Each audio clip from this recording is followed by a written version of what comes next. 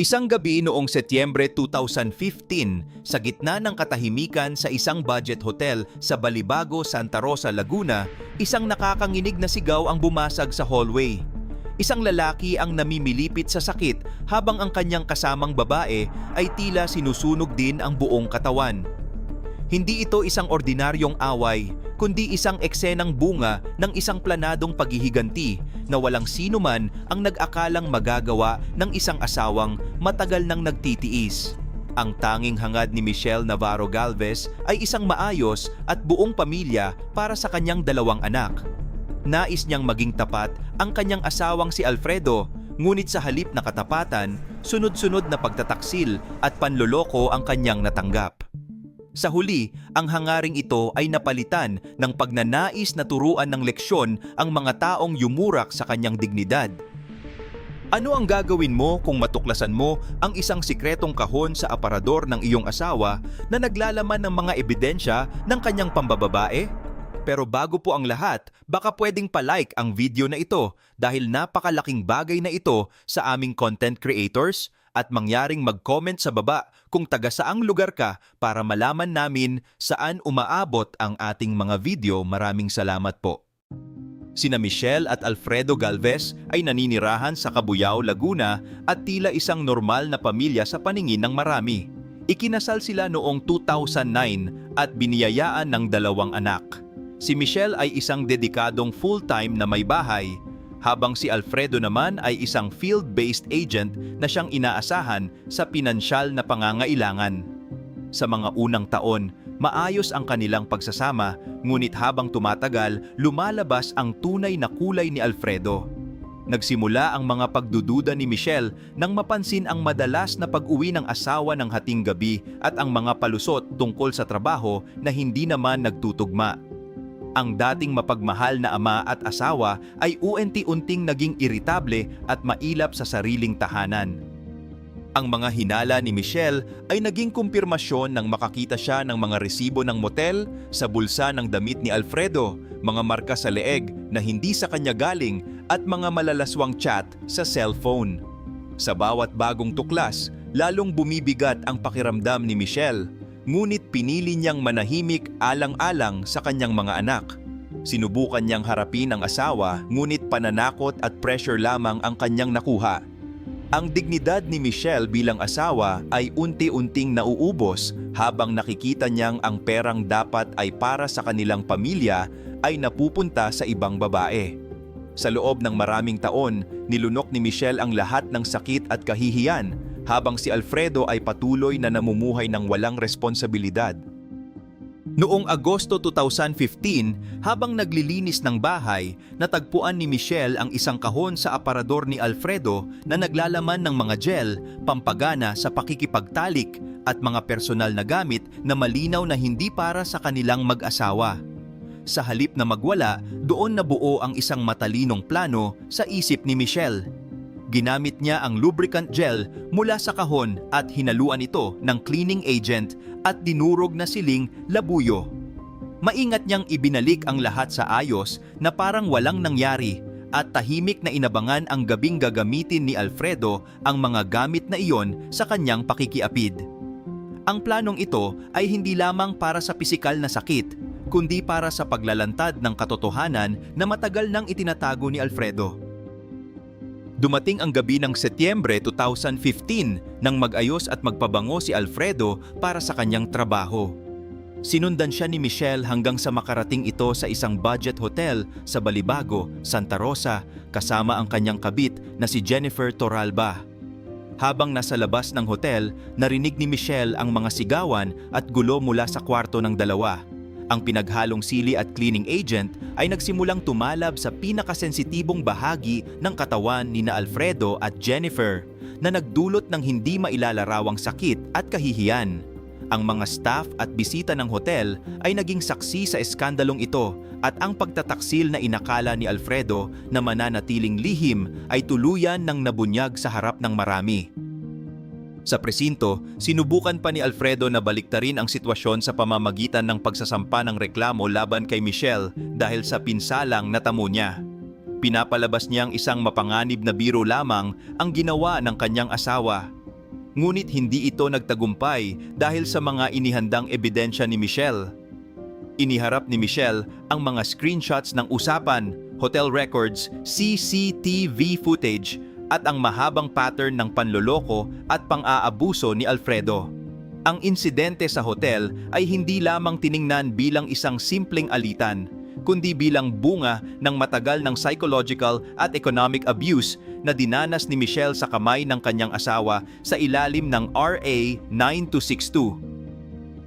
Ang malaking pagbabago sa kasong ito ay nang ang sentro ng investigasyon ay lumipat mula sa reklamo ni Alfredo patungo sa kanyang sariling pananagutan sa batas.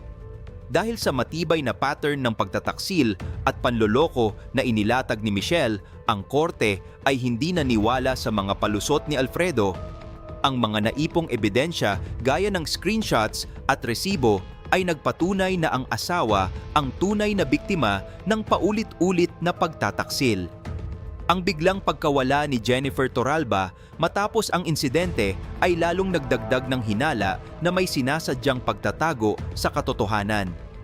Ang boses ni Michelle na matagal niyang pinatahimik ay naging sapat na sandata upang makuha ang atensyon ng batas laban sa kanyang mapang-abusong asawa. Sa ilalim ng RA 9262 o Anti-Violence Against Women and Their Children Act, napatunayan ng korte na si Alfredo ay nagkasala ng psychological at economic abuse. Ang kanyang panloloko ay hindi lamang nakasakit sa damdamin ni Michelle, kundi nagdulot din ng kawalan ng seguridad sa kanilang pamilya dahil sa mga gastusing napupunta sa kanyang pakikiapid. Noong Pebrero 2016, lumitaw na rin si Jennifer Torralba at isinama sa usaping legal. Bagaman itinanggi ni Jennifer na alam niyang may asawa si Alfredo, hindi ito pinaniwalaan ng korte dahil sa mga ebidensyang nagpapakita ng kanilang matagal ng relasyon. Ang imahe ni Alfredo bilang isang tapat na padre de pamilya ay tuluyan ng nawasak. Noong Enero 2017, ibinaba ng korte ang hatol na nagpabago sa buhay ni Alfredo, 6 na taon at 1 araw na pagkabilanggo. Bukod dito, inobligahan din siya ng korte na magbigay ng suportang pinansyal sa kanyang pamilya, isang responsibilidad na matagal niyang iniiwasan. Si Jennifer Torralba naman ay pinatawan ng destiero o pagbabawal na makalapit sa lugar kung saan naninirahan si Michelle at ang kanyang mga anak. Ang matamis na tagumpay na ito ni Michelle ay naging simbolo para sa maraming kababaihan na nakakaranas ng katulad na pagtataksil. Ang kanyang maanghang na ganti ay hindi lamang nagbigay ng pisikal na leksyon, kundi nagdala ng tunay na katarungan sa pamamagitan ng legal na proseso. Ang desisyon ni Michelle na lumaban at gamitin ang kanyang boses ay nagbunga ng kalayaan mula sa toxic na relasyon. Hindi na siya ang asawang tahimik na umiiyak sa gabi, kundi isang babaeng nakamit ang hustisyang nararapat sa kanya. Ang kasong ito ay naging babala sa mga taong sa tingin ay kaya nilang pagsabayin ang pamilya at pakikiapid nang hindi nahuhuli o napaparusahan. Ipinakita nito na ang batas ay handang protektahan ang mga legal na asawa laban sa pang-aabuso at pagtataksil hanggat may sapat na ebidensya at lakas ng loob na lumaban. Ang katarungan para kay Michelle ay naging inspirasyon upang muling mabawi ang dignidad na matagal nang kinuha sa kanya ni Alfredo. Sa huli, ang buhay ni Michelle ay nagkaroon ng bagong simula kasama ang kanyang mga anak, malayo sa panloloko ni Alfredo. Ang katarungang kanyang nakamit ay nagsilbing panangga sa anumang panghuhusga ng ibang tao tungkol sa kanyang ginawang paghihiganti sa hotel.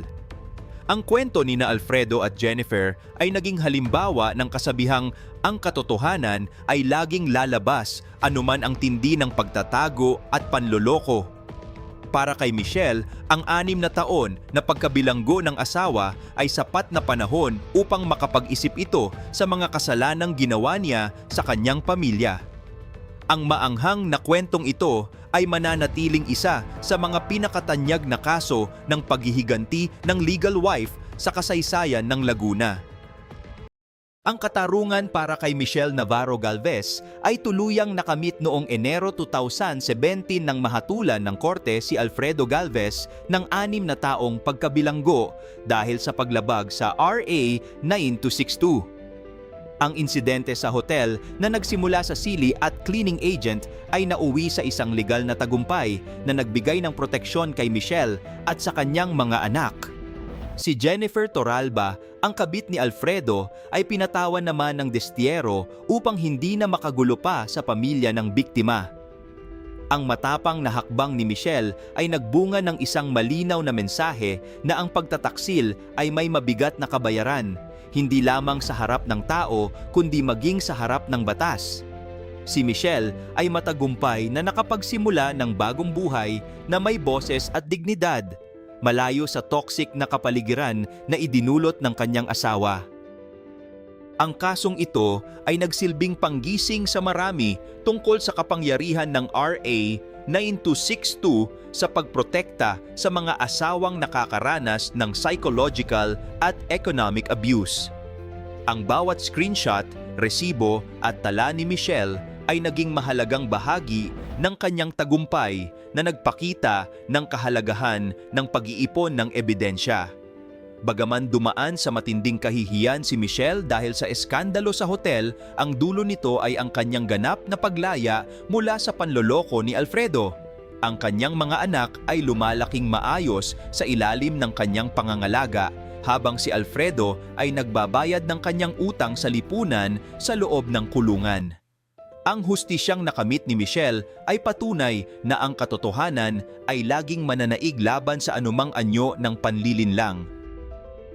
Sa bawat araw na lumilipas, ang kwento ni Michelle ay patuloy na nagbibigay ng pag-asa sa mga legal na asawang nakakaranas ng parehong pagtataksil.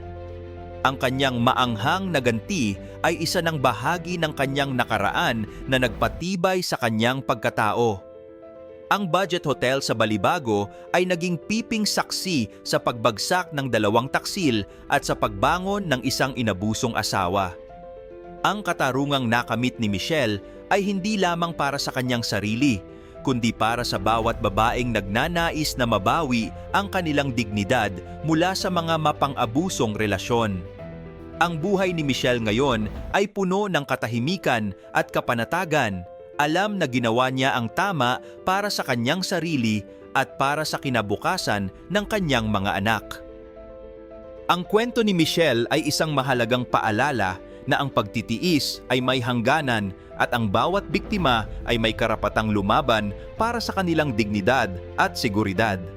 Ang pagtataksil ay hindi lamang usapin ng damdamin, kundi isang seryosong paglabag sa batas na may kaukulang parusa, lalo na kung ito ay nagdudulot ng psychological at economic abuse.